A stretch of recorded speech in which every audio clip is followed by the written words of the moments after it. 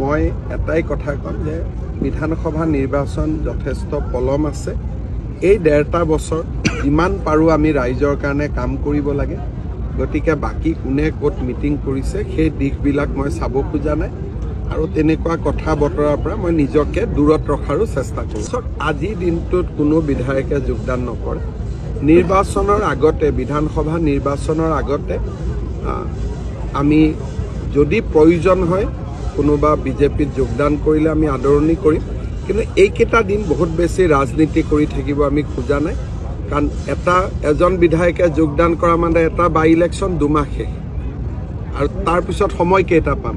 গতিকে এই 1.5 বছৰ দিনে ৰাতিয়ে কাম কৰিব লাগে।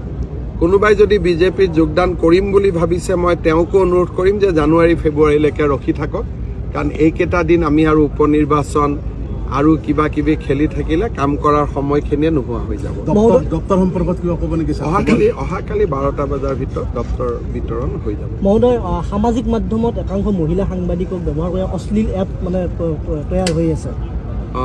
মই ডিজিপিক কৈ দিম, আপোনালোকে জনাব, একশ্যন লোৱা হ'ব। অগপ বা আমাৰ যিখিনি মিত্ৰ দল সেইখিনিৰ লগততো আমাৰ মিত্ৰতা ইউজুৱেলি নাভাঙেই, যেনেকৈ আছোঁ। কিন্তু পঞ্চায়ত নিৰ্বাচনত মিত্ৰতাটো স্থানীয় পৰ্যায়ত হ'ব, ৰাজ্যিক পৰ্যায়ত নহয়, সমষ্টি জিলা পৰ্যায়ত মিত্ৰতা হ'ব। পঞ্চায়তটো অকলে খেলা অকলে নহয়। তেনেকৈ ধৰক আমাৰ জালুকবাৰী সমষ্টিতে নিৰ্বাচন হ'ব, আমি এজিপিৰ লগত কথা পাতিম। নলবাৰীত ইলেকশ্যন হ'ব, এজিপিৰ লগত কথা পাতিব, কিন্তু সমষ্টি পৰ্যায়ত, ৰাজ্যিক পৰ্যায়ত নহয়। সমষ্টি পৰ্যায়ত বুজাব লাগে কি জ্যেষ্ঠ বিধায়কে অসন্তুষ্টি ব্যক্ত কৰিছে, বিশেষকৈ আপুনি যদি চাই পলাশবাৰীত কমলা কলিতা তেনেধৰণে বহুকেইগৰাকী অগপ দলৰ যিসকল বিধায়ক বা নেতা অসন্তুষ্ট হৈছে তেওঁলোকে তেওঁলোকৰ দলীয় পৰ্যায়ত অসন্তুষ্টি ৰাখিব।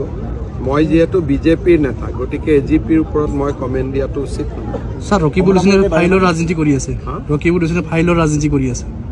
বয়স হ'ল আৰু এইবিলাক কৰিব নাপায়। এইবিলাক অখিল গগৈ সৰু থাকোঁতে কৰিছিলে আৰু আমাৰ গুৱাহাটী বা অসমৰ টিভিবিলাকো চালুকীয়া অৱস্থাত থাকোঁতে এইবোৰ আনকাট দেখুৱাইছিল, কিবা দেখুৱাইছিল। এতিয়া সকলো মেচিউৰ্ড হ'ল, এতিয়া এইবোৰ বাদ দিব লাগে। আৰু আপোনাৰ এটা কথা আহিছোঁ যে কমলা কলিতা ডাঙৰীয়াই পলাশবাৰী সমষ্টি উদ্ধাৰৰ কাৰণে তেওঁ ইতিমধ্যে কাম কাজ আৰম্ভ কৰিছে, দাবী কৰিছে পলাশবাৰী সমষ্টি এৰি দিব লাগিব। প্ৰথম কথা, পলাশবাৰী সমষ্টি বিজেপি দলে খেলিব আৰু পলাশবাৰী সমষ্টিত বিজেপি দলে নেখেলাৰ প্ৰশ্নই উঠিব নোৱাৰে। আমাৰ তাতে চিটিং MLA আছে। এতিয়া মই যদি গৈ কওঁ কালি বোকাখাট সমষ্টিটো আমাক লাগিব, সেইটোতো মিত্ৰতাৰ ধৰ্ম নহয়।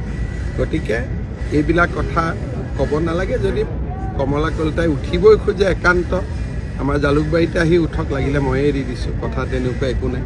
কিন্তু ঘটনাটো হ'ল যে আমাৰ পলাশবাৰী বিজেপিৰ লগত আছে, বিজেপিৰ লগত থাকিব। তেনেকৈ বোকাখাটো বিজেপিৰ লগত আছে, কলিয়াবৰো বোকাখাটো এজিপিৰ লগত আছে, কলিয়াবৰো এজিপিৰ লগত আছে। আমিতো সেইকেইটা নিবিচাৰোঁ।